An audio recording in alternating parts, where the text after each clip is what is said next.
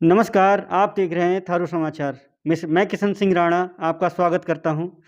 आज हमारे साथ मौजूद हैं रमेश राणा जी, जिनसे हमारी वार्ता, राजनीतिक वार्ता तथा सामाजिक वार्ता चलती रहती है और ये हमारे राणा समाज तथा थारू समाज के मुद्दों को अक्सर उठाते रहते हैं और प्रबल रूप से शासन प्रशासन के सामने हमारी समस्याओं को रखते रहते हैं। आज हम इनके पास आए हैं। स्वागत है सर आपका। धन्यवाद किशन राणा जी, आपका बहुत बहुत स्वागत है। इधर आप लोग आए।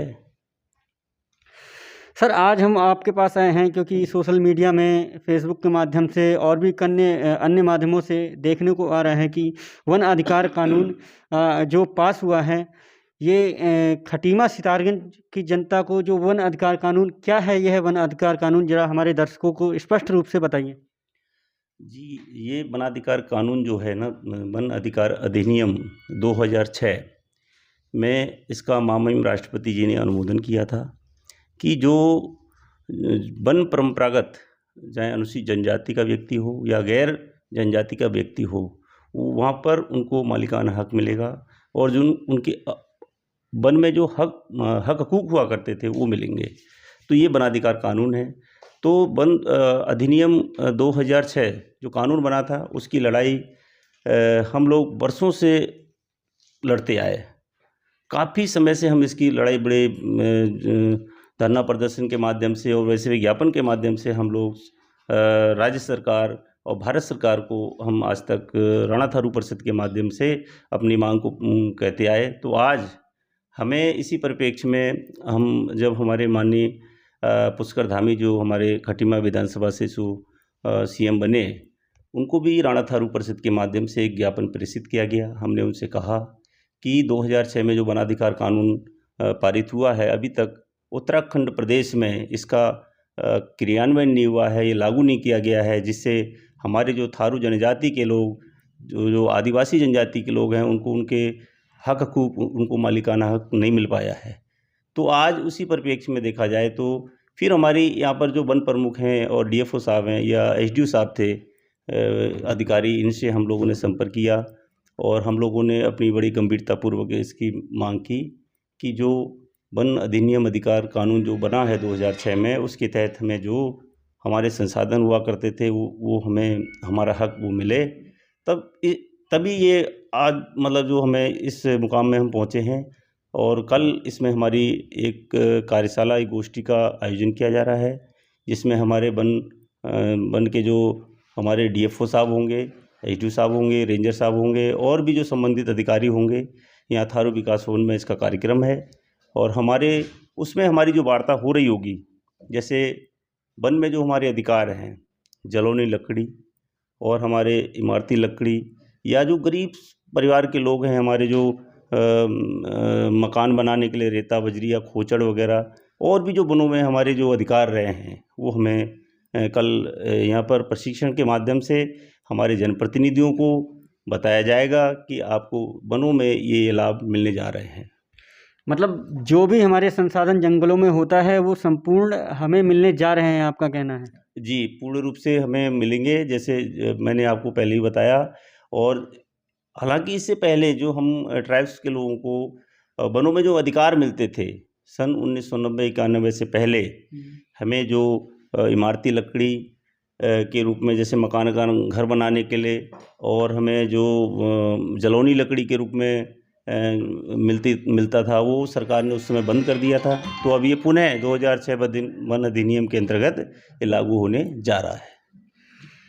तो सर, ये जो वन अधिकार कानून है, तो ये विशेषकर हमारे समाज, जो कि कहें राणा या थारू समाज, उन्हीं को विशेष मिलेगा या अन्य वर्गों को भी मिलेगा? इसमें जो वन अधिकार अधिनियम जो कानून बना है ये 2006 में, इसके अंतर्गत अन्य भी जो हमारे वन परंपरागत जो जाति के लोग वहाँ पर रहते हैं, अनुसूचित जनजाति और अन्य वन परंपरागत अनुसूचित जनजाति के लोग जो भी वहाँ पर रह रहे हों, उनको भी इसका मालिकाना हक इस कानून के तहत मिलता है। जैसे जनजाति के लिए ये है कि 25 साल का उसका रिकॉर्ड होना चाहिए कि वहाँ पर वो 25 वर्षों से निवास कर रहे हैं, और अन्य परंपरागत वन जो जाति के लोग हैं उनको 75 साल का भारत सरकार की गाइडलाइन के अनुसार इस कानून के तहत होना चाहिए, तभी उसको मालिकाना हक मिल पाएगा। सर ये जो वन अधिकार कानून है, ये जो अधिकार कानून है तो ये धरातल पर कैसे काम करेगा, और जिसको लेकर शायद आपने माननीय जिला अधिकारी जी को ज्ञापन भी सौंपा है, इसके बारे में हमारे दर्शकों को कुछ बताइए। इसमें कल गोष्ठी है, इसकी कार्यशाला का आयोजन किया गया है। अब हमारे जो वन जो अधिकारी लोग आएंगे, वो हमारे जो पंचायत प्रतिनिधि होंगे या अन्य जो जनमानुस होंगे, अन्य जो हमारे संगठन के लोग होंगे, उनके सम्मुख वो वार्ता करेंगे। हमारी तो ये मांग है कि जो पहले से जो हमें सुविधाएं मिलती थी, जैसे जलोनी लकड़ी और इमारती मकान बनाने के लिए इमारती लकड़ी, और जो बजरी रेता या खोचड़ जो है वो, या अन्य जो जड़ी बूटियाँ, हमारे आदिवासी जनजाति के लोग को काफ़ी ज्ञान होता है जड़ी बूटियों के बारे में, वो भी उन्हें मिलेगा। और भी जो है, जैसे हमारे समाज के लोग अपने उत्पाद हेतु, जैसे बैबो है, रस्सी बनाते हैं उससे बैबू की, और भी जैसे झाड़ू वगैरह काटते हैं, और बहुत सारे ऐसे जो हमारे अपने उत्पाद हेतु जंगल से लाने का उन्हें अधिकार मिलेगा, ऐसी उम्मीद है हमें। सर मेरा एक अन्य सवाल है, जैसे हमारे राणा समाज में कई युवा अब क्योंकि सिविल सर्विसेज में जा रहे हैं, बहुत अच्छी तैयारियां कर रहे हैं, बहुत पढ़ाई कर रहे हैं लोग, अन्यत्र स्थानों पर जाकर या अपने घर में भी अच्छी खासी तैयारी करने के बाद लोग सिविल सर्विसेज में जा रहे हैं। तो लेकिन जा तो रहे हैं, लेकिन हमारी जो संख्या है उसमें बहुत अल्पमत दिखाई देती है।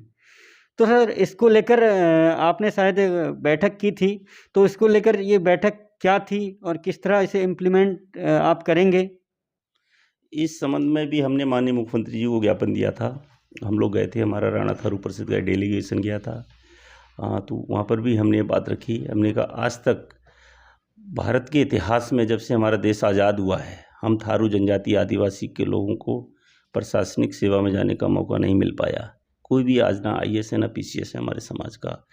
तो हमने उनसे कहा कि ये देखिए इतना बड़ा समाज है, आज तक ये क्या कारण है कि मतलब प्रशासनिक सेवा में नहीं जा पाया है। तो हमने उनसे डिमांड की है कि हमारे थारू जनजाति समाज से भी कोई ना कोई प्रशासनिक सेवा में जाए। इसके लिए एक यहाँ पर प्रशिक्षण जो वो होता है, कोचिंग सेंटर की व्यवस्था की जाए। कारण ये है, कोचिंग सेंटर हम इसलिए मांग कर रहे हैं कि थारू जनजाति के पास इतना पैसा नहीं है उनके पास कि बाहर जा कर के IAS PCS की कोचिंग ले, और उसको वहन नहीं कर सकता क्योंकि पैसे की कमी है हमारे समाज में। कहीं बाहर अगर जाते हैं तो एक तो कोचिंग का खर्चा है, बाकी रहन सहन का खर्चा है, तो बहुत ज़्यादा पैसा खर्च होता है। इसलिए हमारे समाज के लोग उस खर्चे को इफेक्ट नहीं कर पाते हैं, इसलिए हम लोग वंचित रह जाते हैं, प्रशासनिक सेवा में हम लोग नहीं जा पा रहे हैं। तो हमने कहा कि खटीमा क्षेत्र में स्थानीय लेवल पर एक higher education, higher coaching centre की व्यवस्था हो, और जो वहाँ की हमारे वहाँ के टीचर लोग हायर किए जाएं, ये फैकल्टी हो, तो उस आधार पे ही हमारे समाज के बच्चे IAS PCS की कोचिंग करके वहाँ से परीक्षा को पास कर सकते हैं। ये हमारी मांग है माननीय मुख्यमंत्री से। सर वार्ता तो चलती रहेगी, बाकी अब मेरा आज की वार्ता में आपसे आखिरी सवाल है। ऐसा सर अन्य समाज में या फिर ये कहें कि अन्य जनजातीय समाज में ऐसा देखा गया है कि जो सिविल सर्विसेज में कई लोग जाते हैं तो जाने के बाद उनका एक दायित्व बन जाता है, और देखा गया है कि उनको एक लॉबी जैसी काम करती है, वो एक समूह जैसा बना लेते हैं कि अपने अन्यत्र जो युवा साथी हैं उनको गाइड करते हैं, चाहे वो आर्थिक मदद हो या वैचारिक मदद हो। लेकिन ऐसी हमारे समाज में ऐसे लोग हैं जो जाने के बाद, ऐसे सिविल सर्विसेज या अन्य अच्छे खासे पदों में जाने के बाद, ये हमारे समाज में ये चीज़ नगण्य दिखाई देती है, या फिर बहुत ही कम ऐसे लोग होते हैं जो अपने युवाओं को मोटिवेट करें वो किसी भी संसाधनों के द्वारा। ऐसा क्या है, या आप इसे कैसे देखते हैं? एक्चुअल में ये सब देखिए सोच की कमी है हमारे वास्तव में। वैसे कई डिपार्टमेंट में हमारे कई बड़े बड़े अधिकारी बने, जैसे अन्य समाज की अपेक्षा वास्तव हमारे समाज में ये नहीं हो पाता है। कारण है कि जैसे किसी दार्शनिक ने कहा था कि जिस समाज को अपना हक और अधिकार मांगने प्रोटेस्ट धरना प्रदर्शन नहीं कर सकता, तो समाज कभी तरक्की नहीं कर सकता। उसी प्रकार इसी में हम देख रहे हैं, इसी परिप्रेक्ष्य में, कि हमारे समाज के लोग कई अधिकारी तो बन जाते हैं ना, उनके अंदर कोऑपरेट की भावना थोड़ा कम रहती है। तो मैं इस चैनल के माध्यम से यही कहना चाहूँगा कि भाई हमारे लोगों को आगे जो बाहर रहते हैं अलग अलग पोस्टों में जो अधिकारी या उच्च स्तर पे पहुंच जाते हैं, ऐसे लोगों को हमारे समाज के जो दबे कुचले लोग हैं, वंचित समाज के लोग हैं, ऐसे लोगों को आगे बढ़ाएंगे, तभी हमारा समाज आगे बढ़ेगा, तभी तरक्की कर पाएगा समाज। ऐसा देखा गया हमारे समाज में प्रतिभाओं की कमी नहीं है, लेकिन संसाधनों के अभाव में या फिर आर्थिक सहयोग के अभाव में हमारे लोग बहुत पीछे छूट जाते हैं। ऐसे कई केस सामने आए हैं। हाँ, ये रियल फैक्ट बात है आप जो कह रहे हैं। वास्तव में प्रतिभा की तो कमी नहीं है, किसी भी क्षेत्र में ले लीजिए आज थारू समाज को, पर उनको कोई उस चीज़ को उजागर करने वाला नहीं, उनका सहयोग करने वाला नहीं मिल पाता है, इस वजह से वो पीछे रह जाते हैं। ये हम अक्सर आज तक हमने देखा है इस चीज़ को।